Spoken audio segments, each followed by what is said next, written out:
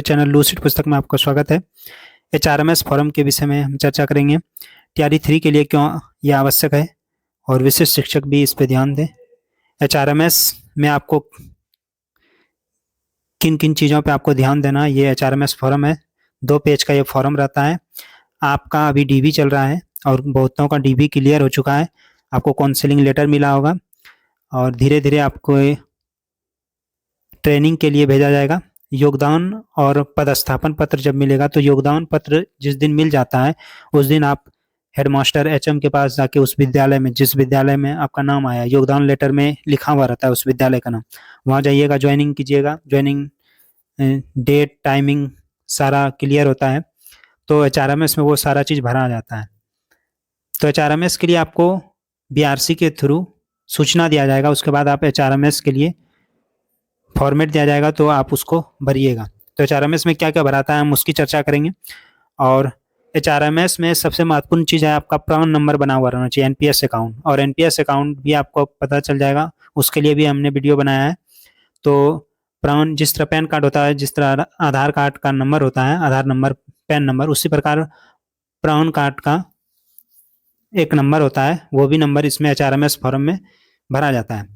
तो हम एक एक करके बात कर लेते हैं कहाँ पर क्या भराएगा। आपका यहाँ पर जाके शिक्षक है तो मिस्टर, शिक्षिका है तो Mrs, first name, middle name है तो ठीक है, नहीं तो लास्ट नेम डाल देना है। जेंडर आप डाल दीजिएगा, हाइट अपना जानते ही होंगे, मदर्स नेम डालना है, फादर्स नेम डालना है, डेट ऑफ बर्थ डालना है। आपको मार्क डालना है, आपका पहचान चिन्ह कटा है कहीं हाथ पे, फेस में कहीं तिलवा है तो उसको यहाँ पर इंकित कर दीजिएगा। आपका शादी हुआ है तो मैरिड, नहीं तो अनमेरिड, और मैरिड हैं तब वाइफ का नाम डालिए, और शिक्षिका हैं तो आप हस्बैंड का नाम डालिए। इसके आगे देखते हैं हम,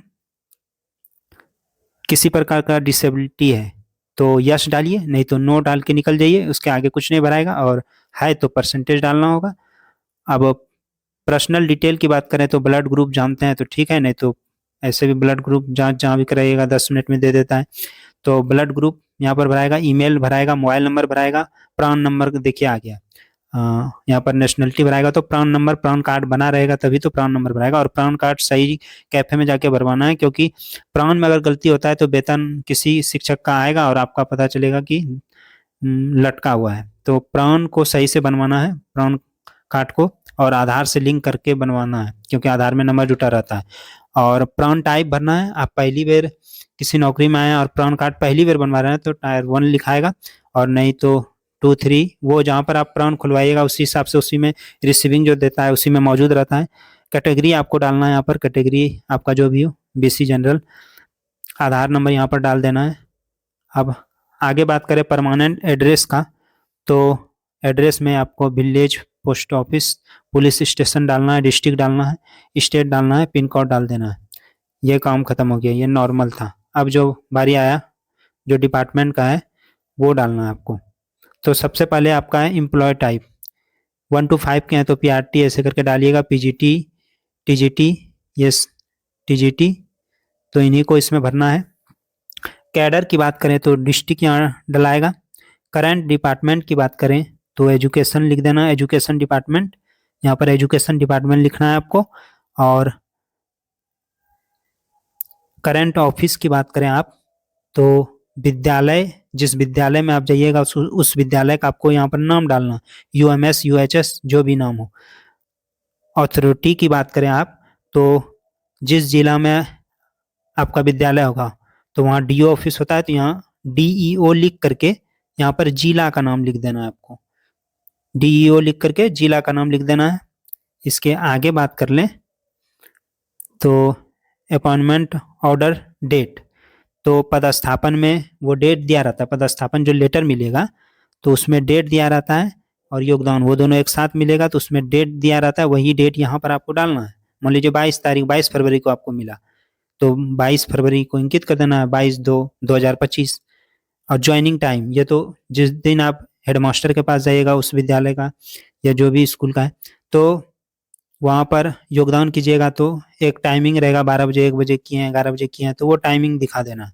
और ज्वाइनिंग डेट, तो योगदान में ही डेट रहता है, आप 17/2/2025 को गए हैं तो वो डालना है आपको यहाँ पर।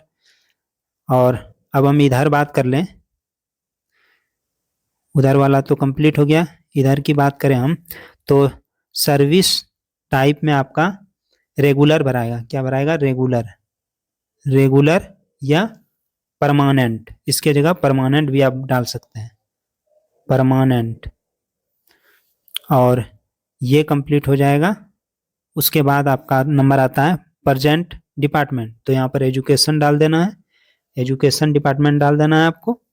और करंट डेजिग्नेशन आपको डालने बोला जाएगा, तो यहाँ पर स्कूल टीचर डालना है, स्कूल स्कूल टीचर आपको डाल देना। और स्कूल टीचर के बाद आपको ब्रैकेट में 1 to 5 के हैं तो 1 to 5, 6 to 8 के हैं तो 6 to 8, 9 10th के हैं तो 9 10th, और 11 12 के हैं तो 11 12 डाल देना है।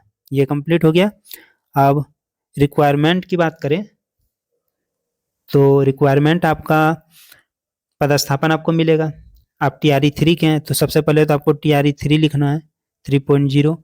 उसके बाद उसमें पत्रांक नंबर रहता है ADV करके कुछ, वो देख लीजिएगा। उसी हिसाब से ये हम पहले का पुराना लिख रहे हैं तो TRE 1 के हिसाब से लिख रहे हैं, ऐसे ही आपको डाल देना है। ये रिक्वायरमेंट हो गया। अब अगर आपको अपॉइंटमेंट ऑर्डर नंबर डालना होगा तो पूरा पत्रांक नंबर जो पदस्थापन में दिया रहता है उसको भर देना है, लंबा रहता है और स्लैश देके ऐसे ऐसे दे करके रहता है 3-4, उसमें लेटर नंबर सारा चीज रहता है। और उसमें ये भी रहेगा 1 to 5 के हैं तो ब्रैकेट में कहीं ना कहीं उसमें दिया रहेगा ऐसे 1 to 5, 6 to 8 ऐसे। और ज्वाइनिंग डेट की तो बात हम कर ही दिए। इधर हम एक बार रिपीट कर देते हैं कि एम्प्लॉय टाइप में TGT PRT 1 to 5 ये सबको दर्शा देना है। कैडर में आपका डिस्ट्रिक्ट डाला जाएगा, करंट डिपार्टमेंट में एजुकेशन डाला जाएगा, करंट ऑफिस में आपका विद्यालय का नाम दिया जाएगा, अथॉरिटी में आपको DO लिखना है, DO लिखना है और अपना जिला का नाम लिखना है। और ऑर्डर डेट का बात करें तो पदस्थापन में जो डेट रहेगा वो पहला पेपर क्लियर हो गया। अब दूसरी पेज की बात करें हम तो यहाँ पर प्राण नंबर एक बार फिर भराएगा। और क्वार्टर आपको इसके लिए नहीं मिलता है तो यहाँ पर नो में टिक लगा दीजिएगा, उसके आगे कुछ नहीं करना है। और आपका पहले का एड्रेस ही सेम है तो आप यस करके छोड़ दीजिएगा। और नहीं है, आप दूर में कहीं रहने, आपको विद्यालय दूर में मिला है घर से और परमानेंट एड्रेस से दूर मिला है तो नो करके यहाँ पर एड्रेस डाल दीजिएगा, वहाँ का डिस्ट्रिक्ट स्टेट पिन कोड पता करके डाल दीजिएगा। अब बात करें तो फैमिली मेंबर का एक डिटेल दिया जाता है, भाई बहन हो या माता पिता हो किन्हीं एक का डालना है आपको। तो यहाँ पर क्या क्या भराएगा उसको देख लेते हैं हम। तो यहाँ पर रिलेशन जो भी उसका बनेगा, फादर है तो फादर, मदर है तो मदर, सिस्टर है तो सिस्टर और उनका नाम, सिस्टर है तो उसका नाम, फादर है तो उनका नाम, और डेट ऑफ बर्थ सिस्टर है तो, और ब्रदर है तो डेट ऑफ बर्थ डालना है, जेंडर डालना है। और यहाँ पर भाई बहन के लिए हो जाएगा मैरिड अनमेरिड के लिए, और फादर रहेगा तो होगा ही मैरिड। और फिजिकल अगर डिसेबिलिटी है तो यस, नहीं है तो नो कर दीजिएगा आप। और डिपेंडेंट हैं तो यस कर देना है। तो यहाँ पर इनकम का यहाँ पर भरना है और नो रहेगा तो यहाँ पर कुछ नहीं भरना है। अगर नौकरी है तो यस करना है, नहीं है तो नो करना है।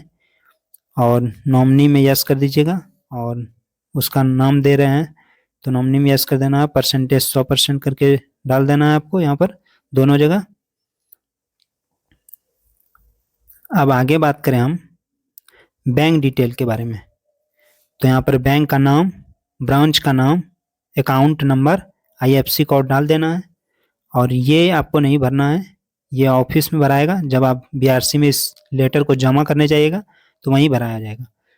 अंतिम बात यही है कि आपको पदस्थापन, योगदान, पैन नंबर का फोटोकॉपी, आधार नंबर का फोटोकॉपी, प्राण कार्ड का फोटोकॉपी। प्राण कार्ड आपका डिजी लॉकर से जब प्राण नंबर आ जाएगा तो उसी से कार्ड आप सेव कर सकते हैं, उससे निकाल सकते हैं। और फिर खाता, इन 6 चीज़ों को आपको इसके साथ अटैच करके देना है। हमारा वीडियो अच्छा लगा हो तो इसे लाइक सब्सक्राइब जरूर करें। धन्यवाद।